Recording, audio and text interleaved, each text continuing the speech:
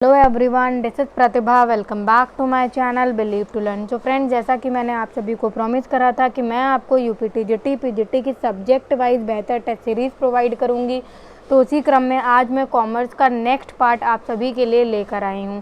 जी हाँ दोस्तों, इससे पहले के पार्ट अगर आपने नहीं देखे तो आपको डिस्क्रिप्शन में प्लेलिस्ट का लिंक मिल जाएगा, आप वहाँ पर जाकर देख सकते हैं।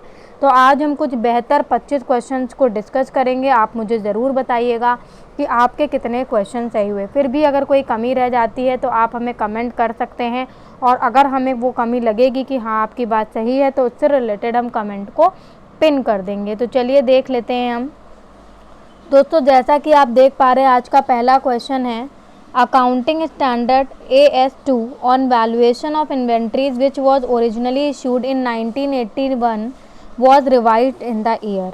बहुत अच्छा क्वेश्चन है। इसी टाइप के क्वेश्चन आपके अकाउंटिंग स्टैंडर्ड के चैप्टर से पूछे जाएंगे, जो एक बहुत ज़्यादा इम्पॉर्टेंट टॉपिक होने वाला है आपके एग्ज़ाम के लिए।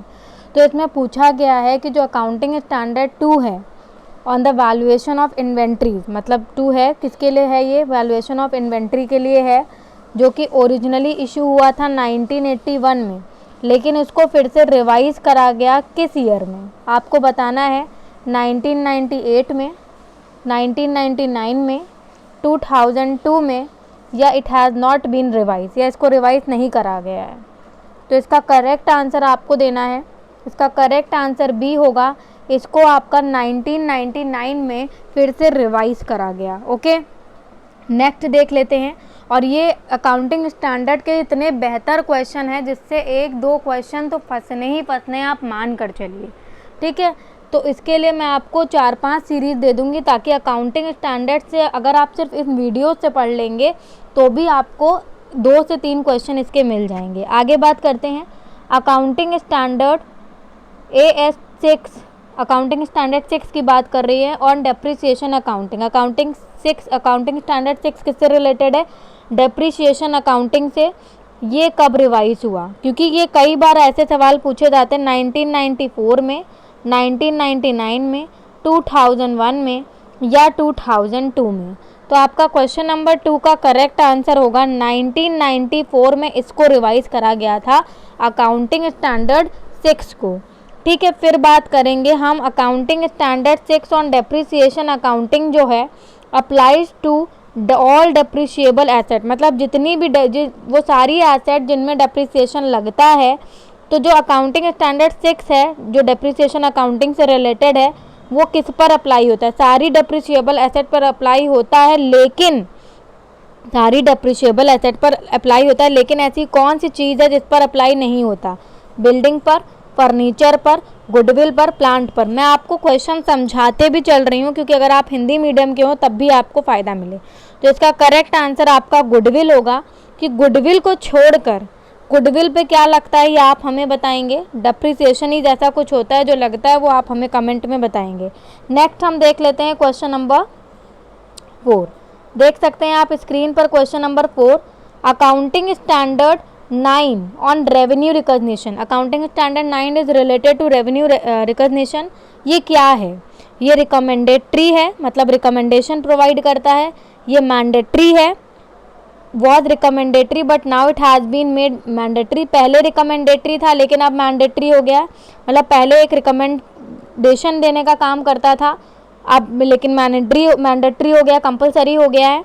बट पहले रिकमेंडेटरी था, अब क्या हो गया है, मैंडेटरी हो गया है।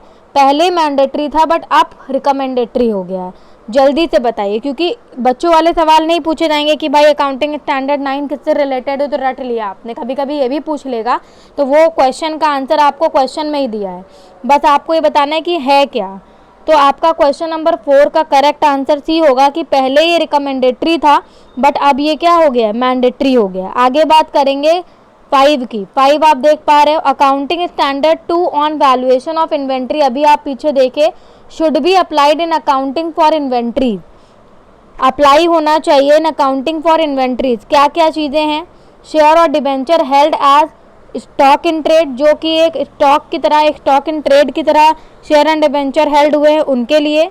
Work in progress arising in the ordinary course of service provide, जो भी वर्क इन प्रोग्रेस है जो ऑर्डिनरी मतलब जो ऑर्डिनरी कोर्स ऑफ बिजनेस है आपका, ऑर्डिनरी कोर्स ऑफ सर्विस जब मतलब आपका जो एक ऑर्डिनरी टाइम है जिसमें सर्विसेज प्रोवाइड करी जाती हैं, तो उसमें जो वर्क इन प्रोग्रेस होता है उसको, तो वैल्यूएशन ऑफ इन्वेंट्री की बात कर रही है, should be applied in accounting for inventories. किस टाइप की इन्वेंट्रीज में अप्लाइड होना चाहिए, इसमें आपको 2 ऑप्शन दिए। उसके अलावा आपका थर्ड ऑप्शन है work in progress arising in the ordinary course of a manufacturing company. जो भी वर्क इन प्रोग्रेस हो रहा है ऑर्डिनरी कोर्स मतलब मैन्युफैक्चरिंग कंपनी में जो भी काम होता है उसके ऑर्डिनरी कोर्स में वर्क इन प्रोग्रेस हो रहा है, उससे जो अराइज हो रहा है वो, और बोथ बी एंड सी। तो दोस्तों देखो यहाँ पर आपको ऑर्डिनरी शब्द का मतलब बहुत क्लियर होना चाहिए ना। आई होप तो कि आप टीजीटी पीजीटी के एस्पिरेंट हैं तो आपको बहुत अच्छे से पता होगा इस ऑर्डिनरी शब्द का मतलब, बट स्टिल मैं आपको एक बार एक्सप्लेन कर देती हूँ। देखिए जैसे कि मेरा मोबाइल शॉप है और मैंने कोई मोबाइल बेचा, that transaction is ordinary, right. क्यों ऑर्डिनरी है भाई, कि मेरा काम ही वही है, मेरा शॉप ही मोबाइल शॉप का है, तो मैं स्टेशनरी का सामान थोड़ी बेचूंगी, फ़ोन ही बेचूंगी, राइट। लेकिन अब मेरा फ़ोन ख़राब हो गया है या फिर हम कह सकते हैं कि मुझे अपना फ़ोन बेचकर नया फ़ोन लेना है, तो मैंने तुम्हें अपना फ़ोन बेच दिया, ठीक है। अब ये ट्रांजेक्शन जो हुआ, this is not business, this is not a business, this is not an ordinary business. Y?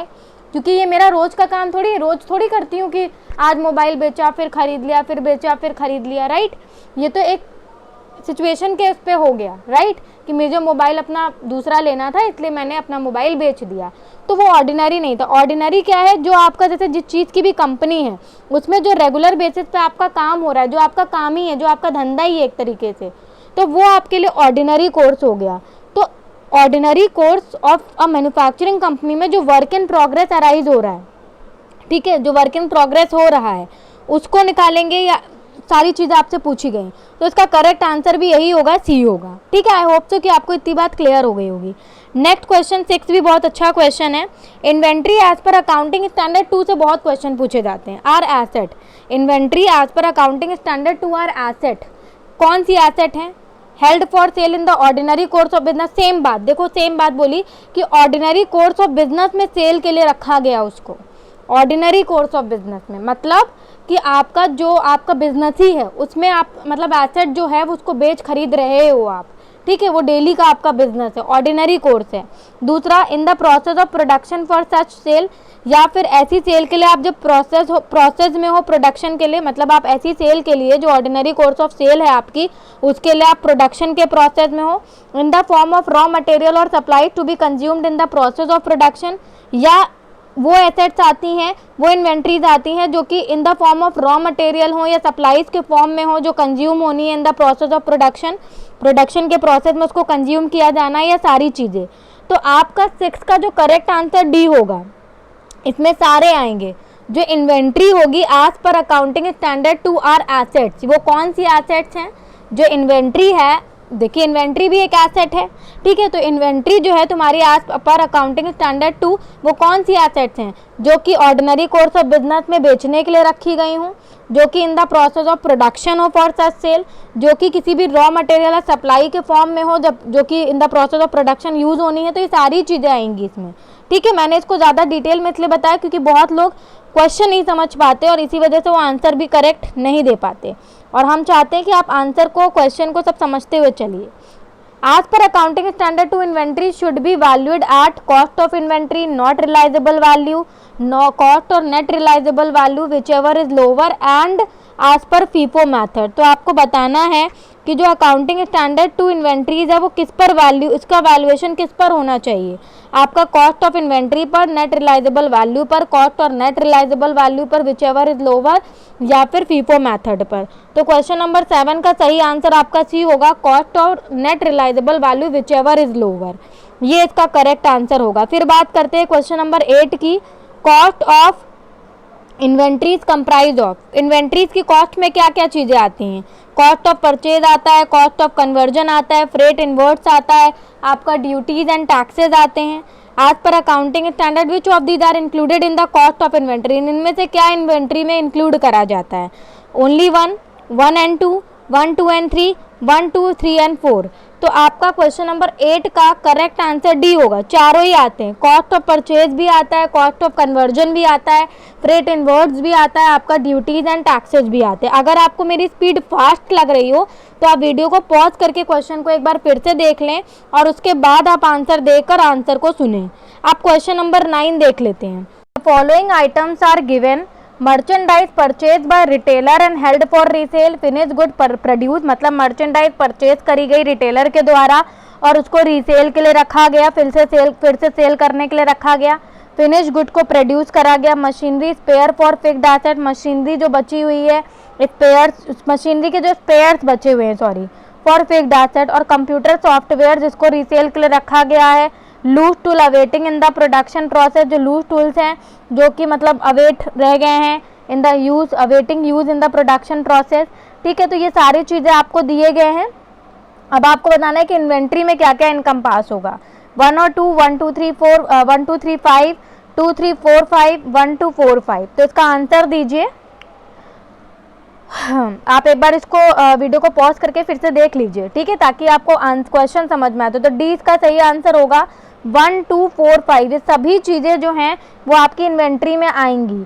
कौन कौन सी? आपका मर्चेंडाइज जो परचेज करा गया रिटेलर के द्वारा, सीधी सी बात है, आपने परचेज करा और रिसेल के लिए रखा है, बिल्कुल। फिनिश गुड जो प्रोड्यूस करे गए वो भी आपकी इन्वेंट्री है। जो कंप्यूटर सॉफ्टवेयर रिसेल के लिए रखा गया है वो भी आपकी एक प्रकार से इन्वेंट्री है।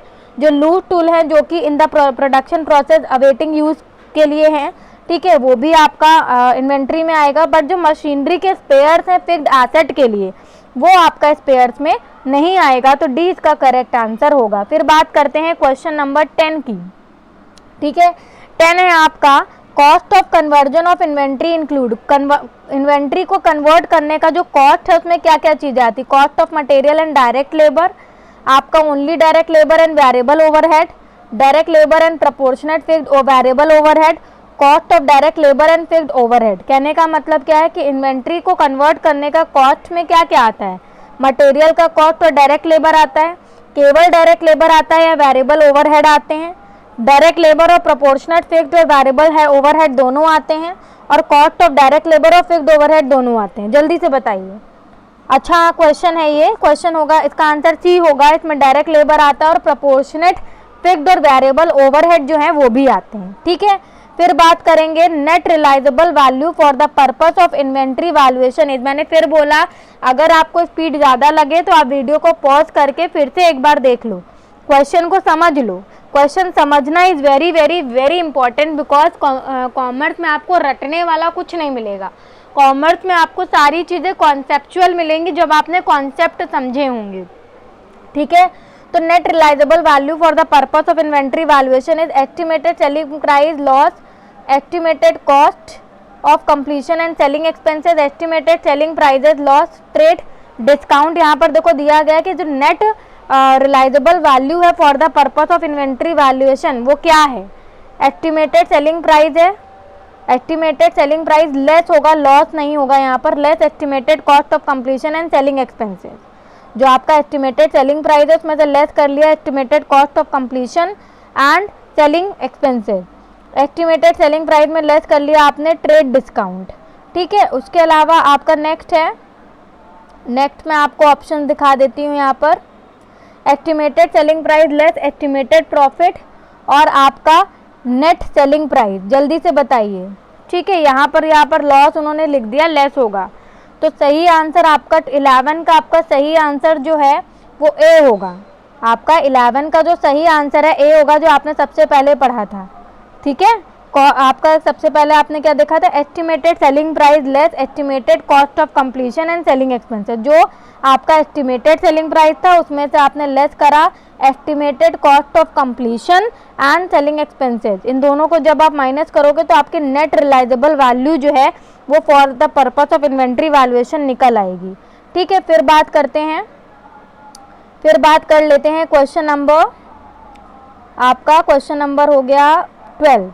देख लीजिए, विच of the following item should not be included in the cost of inventory. Inventory में से इन्वेंट्री में कौन से आइटम इंक्लूड नहीं करने चाहिए? Interest and other borrowing cost, cost of conversion, duty and taxes and purchase price. तो आपका क्वेश्चन नंबर 11 का correct answer will be A, interest और अदर बोरोइंग कॉस्ट को आपको कॉस्ट ऑफ इन्वेंट्री में इंक्लूड नहीं करना चाहिए। बड़ा साधारण सा क्वेश्चन था। परचेज प्राइस इंक्लूड करोगे, conversion cost of conversion include करोगे, ड्यूटी एंड टैक्सेस भी इंक्लूड करोगे, but interest and other borrowing cost को इंक्लूड नहीं करोगे। नेक्स्ट क्वेश्चन है, in determining the cost of purchase which item should be deducted. मतलब जब हमें कॉस्ट ऑफ परचेज निकालना है तो कौन सा आइटम हमें डिडक्ट करना चाहिए। रिबेट, ड्यूटी, ड्रॉबैक भूल जाओ, ड्यूटी, आपका ट्रेड डिस्काउंट या ऑल ऑफ द अबव। तो आपको ये सभी क्या करने चाहिए, डिडक्ट कर देने चाहिए। क्वेश्चन का मतलब समझ लो कि कॉस्ट ऑफ परचेज में निकालते वक्त अगर आपको इन तीनों में से कुछ भी दिया है, रिबेट दिया है, ड्यूटी दी है, आपका ट्रेड डिस्काउंट दिया, तो ये सभी आप लेस करके कॉस्ट ऑफ परचेज को निकालोगे। ठीक है, क्वेश्चन नंबर 14 देख लेते हैं।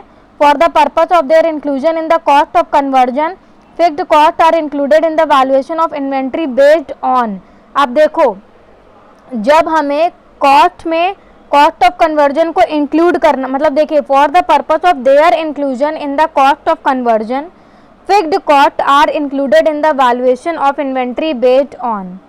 मेरी बात समझना, ये क्वेश्चन बड़ा ही कॉन्सेप्चुअल है कि जब हमें, जैसे हम फिक्स्ड कॉस्ट को भी कॉस्ट ऑफ कन्वर्जन में इंक्लूड करते हैं, मतलब मान लीजिए कि हम चाहते हैं कि फिक्स्ड कॉस्ट जो है वो भी कॉस्ट ऑफ कन्वर्जन को में इंक्लूड हो जाए, तो उसके लिए फिक्स्ड कॉस्ट को हम इन्वेंट्री के वैल्यूएशन पर इंक्लूड कर देते हैं। किस बेस पर, एक्चुअल कैपेसिटी के बेस पर, नॉर्मल कैपेसिटी के बेस पर, आपका फुल कैपेसिटी के बेस पर, या प्रैक्टिकल कैपेसिटी के बेस पर। तो आपका 14 का करेक्ट आंसर होगा नॉर्मल कैपेसिटी के बेस पर। For the purpose of their inclusion in the cost of conversion, fixed cost are included in the valuation of inventories based on normal capacity. Okay, I hope तो कि आपको question clear हो गया होगा।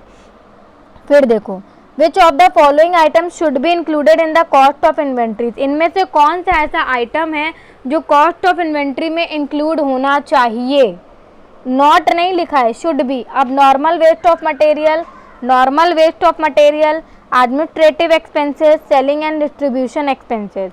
तो आपका 15 का करेक्ट आंसर बी होगा। नॉर्मल वेस्ट ऑफ मटेरियल जो है वो आपका इन्वेंट्री में, इन्वेंट्री की कॉस्ट में, जो नॉर्मल, अब नॉर्मल नहीं होगा, एडमिनिस्ट्रेटिव, सेलिंग और डिस्ट्रीब्यूशन कॉस्ट नहीं होगा, आपका जो नॉर्मल वेस्ट है मटेरियल का वो आपका आइटम कॉस्ट ऑफ इन्वेंट्री में इंक्लूड हो सकता है।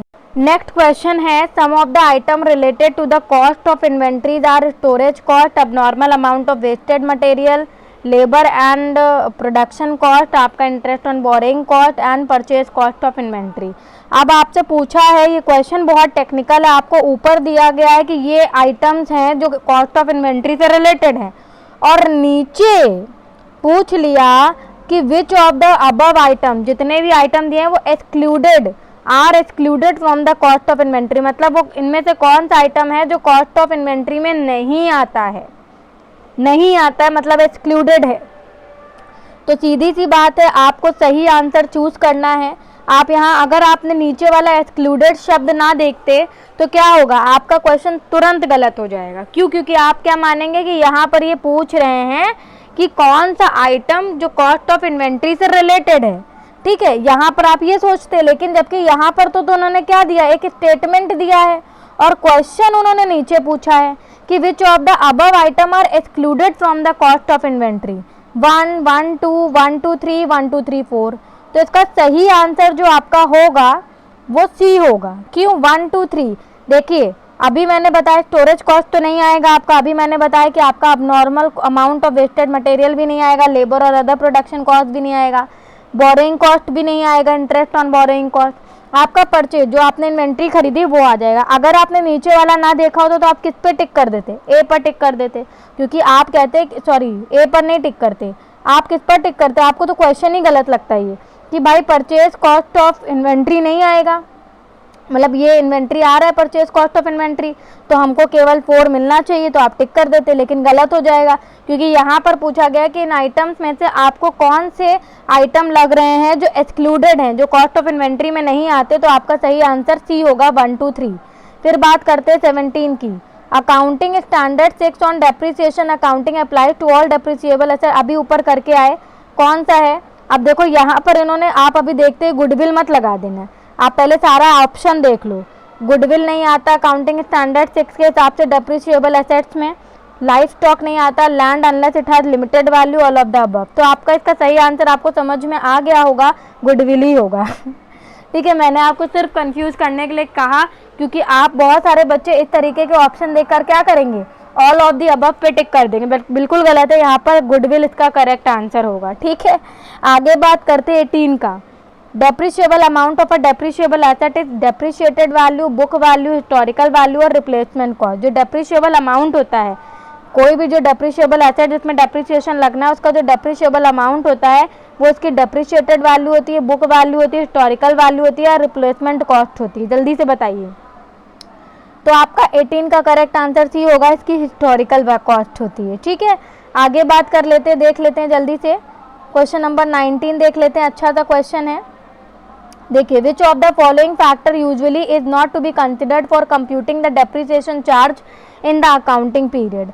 मतलब इनमें से कौन सा ऐसा फैक्टर है जो कि डेप्रिसिएशन चार्ज किसी भी अकाउंटिंग पीरियड में डेप्रिसिएशन चार्ज को कैलकुलेट करने के लिए कंसिडर नहीं करा जाता। इनमें से ऐसा कौन सा फैक्टर है जो हम डेप्रिसिएशन चार्ज करते वक्त किसी भी डेप्रिशिएबल एसेट पे कंसिडर नहीं करते हैं।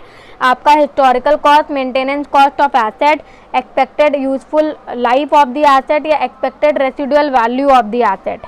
तो आपका 19 का करेक्ट आंसर होगा B, maintenance cost of the asset जो है वो हम डेप्रिसिएशन चार्ज करते वक्त कंसिडर नहीं करते हैं, आपसे नहीं पूछा था। ठीक है, फिर आपको बताना है क्वेश्चन नंबर 2 का आंसर आपको दिया गया है, सॉरी क्वेश्चन दिया गया है। एज पर accounting standard 6 the method of depreciation to be use. Accounting standard 6 के हिसाब से कौन से डेप्रिसिएशन मेथड यूज होना चाहिए? स्ट्रेट लाइन मेथड, रिटर्न, आपने बहुत सारे मेथड पढ़े, इनमें से यूज कौन सा होना चाहिए? Straight line method, return down value method, combination of more than one method, appropriate method should be selected based on the type of asset, nature and nature of the use of such asset। या फिर देखिए उन्होंने बोला कि कौन सा straight line method या फिर आपका रिटर्न डाउन वैल्यू मेथड या एक से ज़्यादा मेथड का कॉम्बिनेशन सही रहता है या फिर अप्रोप्रिएट मेथड, कोई भी ऐसा मेथड जो डिपेंड करता है कि आप किस टाइप की एसेट है, आपकी नेचर क्या है उसके यूज़ का, उस पर डिपेंड करता है। तो 20 का आपका करेक्ट आंसर डी होगा।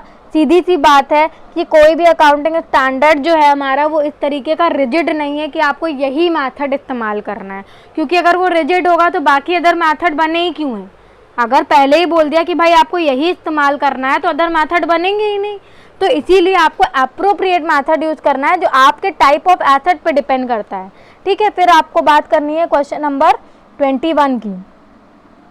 फिर आपको बात करनी है क्वेश्चन नंबर 21 की। आप देख सकते हैं यहाँ पर, a company should change the method of depreciation. Company को मेथड ऑफ डेप्रिसिएशन चेंज कर देना चाहिए। कब? When ever the management deems appropriate, जब भी मैनेजमेंट को ये ठीक लगे। For compliance of the accounting standard, accounting standard को कंप्लाई करने के लिए, उसको मानने के लिए। For compliance of industry practices, industry practices को कंप्लायंस करने के लिए, उसके हिसाब से काम करने के लिए, या बेटर प्रॉफिटेबिलिटी कंपनी की शो करने के लिए। तो आपको ये बताना है कि उसको क्यों चेंज करते रहना चाहिए। Company should change the method of depreciation, क्यों चेंज करना चाहिए, जल्दी से बताओ। बहुत अच्छा क्वेश्चन पूछा है यहाँ पर इन्होंने। तो आपका 21 का जो करेक्ट आंसर होना चाहिए, आई एक्सपेक्ट कि आप सभी ने सही आंसर दिया होगा। तो 21 का करेक्ट आंसर आपका बी होना चाहिए। अकाउंटिंग स्टैंडर्ड को कंप्लायंस करने के लिए कंपनी को मेथड ऑफ डेप्रिसिएशन जो है वो चेंज करते रहना, कर देना चाहिए, करना चाहिए। ठीक है, आगे बात करते हैं 22 की। 22 देख लीजिए आप। Which of the following information need to be disclose in the financial statement. इनमें से कौन सी ऐसी इन्फॉर्मेशन है जो कि आपको फाइनेंशियल स्टेटमेंट में डिस्क्लोज करनी होती है, दिखानी होती है। Change in the method of depreciation, अगर आपने मेथड ऑफ डेप्रिसिएशन को चेंज करा है, जो डेप्रिसिएशन मेथड यूज़ करा है उसकी जानकारी। Gross amount of each class of depreciable asset, और हर डेप्रिशिएबल एसेट का, हर जो भी आपकी डेप्रिशिएबल एसेट है उसकी हर क्लास का आपने ग्रॉस अमाउंट दिया और उससे रिलेटेड एक्यूमुलेटेड डेप्रिसिएशन दिया हो, दिखाया जाना चाहिए, या ये सभी चीज़ें मेंशन होनी चाहिए। तो 22 का आंसर आप सभी ने सही दिया होगा, डी, सभी चीज़ें दिखानी है आपको फाइनेंशियल स्टेटमेंट में, सभी चीज़ें इंपॉर्टेंट हैं तो आप सभी चीज़ें दिखाओगे, right. Which of the following statement is true. अब इनमें से कौन सा स्टेटमेंट ट्रू है? आपको मैंने सारे स्टेटमेंट दिखा दिए। Method of depreciation may be change when ever management consider appropriate. Method of depreciation change होना चाहिए जब भी मैनेजमेंट इसको सही समझे। डेप्रिसिएशन मैथड जो सिलेक्ट हुआ है वो कंसिस्टेंटली अप्लाई होना चाहिए, मतलब बराबर ईयर आफ्टर ईयर अप्लाई होता रहना चाहिए। और स्ट्रेट लाइन मैथड जो है डेप्रिसिएशन का वो केवल लैंड और बिल्डिंग के लिए यूज होना चाहिए, या ऑल ऑफ द अबव। तो आपका क्वेश्चन नंबर कौन सा है? ये क्वेश्चन नंबर 23 है। तो जल्दी से बताइए इसका करेक्ट आंसर आपका क्या होना चाहिए। तो 23 का आपका करेक्ट आंसर बी होना चाहिए कि जो डेप्रिसिएशन मेथड है वो कंसिस्टेंटली अप्लाइड होना चाहिए ईयर आफ्टर ईयर। ऐसा नहीं है कि आज दूसरा मेथड से कर रहे हैं, कल दूसरे से कर रहे हैं, परसों तीसरे से कर रहे हैं, ऐसे नहीं करना है, ठीक है। ईयर आफ्टर ईयर क्या करना है, इसको कंसिस्टेंटली फॉलो करना है, कंसिस्टेंटली अप्लाई करना है। फिर है क्वेश्चन नंबर 24, अच्छा क्वेश्चन है। The following 4 statement are given. पहला स्टेटमेंट दिया है depreciation method use should be disclose in the financial statement. जो डेप्रिसिएशन मेथड है ये अभी आपने ऊपर पढ़ा कि वो फाइनेंशियल स्टेटमेंट में डिस्क्लोज होना चाहिए, ठीक। दूसरा आपको दिया है यहाँ पर, दूसरा मैं आपको दिखा देती हूँ। आज केवल 25 क्वेश्चन ही करेंगे, ठीक है। If residual value of asset is significant it is estimated for the purpose of calculating depreciation. अगर जो एसेट की रेसिडुअल वैल्यू है वो इम्पॉर्टेंट है तो उसको हम एस्टिमेट करते हैं जब भी हम डेप्रिसिएशन कैलकुलेट करते हैं। Whenever a change in the method of depreciation is made, it comes into effect from the date of change। जब भी कोई मेथड चेंज होता है डेप्रिसिएशन का तो वो उसी डेट से इफेक्ट में आ जाता है जिस दिन उसको चेंज करा गया, ठीक। तो चौथा आपको दिया गया है कि if any depreciable asset is dispose of during an accounting period. अगर आपने किसी भी डेप्रिशिएबल एसेट को उस अकाउंटिंग पीरियड के दौरान बेच दिया तो जो नेट सरप्लस होगा या जो डेफिशिएंसी होगी वो डिस्क्लोज हो जानी चाहिए separately in the financial account. कहने का क्या मतलब है कि आपने मान लीजिए 1 अप्रैल को एक एसेट खरीदी, ठीक है, और आपने उसको दिसंबर में ही बेच दिया। अब 31 मार्च नहीं आया, आपने बीच में ही बेच दिया। तो अब इसमें इन्होंने क्या बोला कि अगर तुमने कोई भी डेप्रिशिएबल एसेट जिसमें डेप्रिसिएशन लगना है उसको डिस्पोज कर दिया, बेच दिया ड्यूरिंग एन अकाउंटिंग पीरियड, तो जो नेट सरप्लस होगा या जो डेफिशिएंसी होगी वो डिस्क्लोज होनी चाहिए सेपरेटली। उसको सेपरेटली आपने डिस्क्लोज दिखाया हो इन द फाइनेंशियल स्टेटमेंट। अब इसमें से कौन सा स्टेटमेंट सही है? आपका 1, 3, 4 सही है, 1, 2 सही है, 1, 2, 4 सही है, 2, 3, 4 सही है। तो आपका 24 का करेक्ट आंसर होगा, 24 का करेक्ट आंसर आपका सी होगा, 1, 2, 4 सही है। बिल्कुल सही बात इन्होंने 4th में बोली, 1 वाला तो मैंने पहले ही बोल दिया कि सही है। और आपका जो 2 है कि अगर रेसिडुअल वैल्यू एसेट की सिग्निफिकेंट है तो उसको एस्टिमेट किया जाना चाहिए for the purpose of calculating depreciation. और दूसरा तीसरा जो आपका दिया गया है ये सही नहीं है, क्योंकि whenever a change in the method of depreciation is made, जब भी डेप्रिसिएशन के मेथड में चेंज होता है तो वो उसी दिन से इफेक्ट में नहीं आता। कब से आता है आप हमें कमेंट में बताएंगे। आगे बात करते हैं, आखिरी क्वेश्चन है आज का, देख सकते हैं आप। X limited had the following asset, plant and machinery है, लैंड है, बिल्डिंग है, हॉर्सेज यूज फॉर ट्रांसपोर्ट है, आपका गुडविल है, ट्रैक्टर है, ठीक है। अब अकाउंटिंग स्टैंडर्ड 6 के हिसाब से depreciation accounting is applicable to, किस में एप्लीकेबल होगी डेप्रिसिएशन अकाउंटिंग? 1, 2, 3, 6 में, 1, 3, 4, 5, 6 में, 1, 3, 5, 6 में, 1, 3, 6 में। जल्दी से अच्छे से देख लो फिर बताओ। तो 25 का आपका करेक्ट आंसर डी होगा, 136 में। 136 में आपका प्लांट एंड मशीनरी, बिल्डिंग और आपका ट्रैक्टर, ठीक है, इन सब में क्या है डेप्रिसिएशन अकाउंटिंग जो है वो एप्लीकेबल होगी। आई होप सो कि आपको वीडियो पसंद आया होगा। पसंद आया हो तो इसे लाइक और शेयर करें ताकि ज़्यादा से ज़्यादा हम इस तरीके की वीडियोस ला पाएँ और आप लोगों की तक मदद पहुंचा पाएँ बेहतर तरीके से। नमस्कार।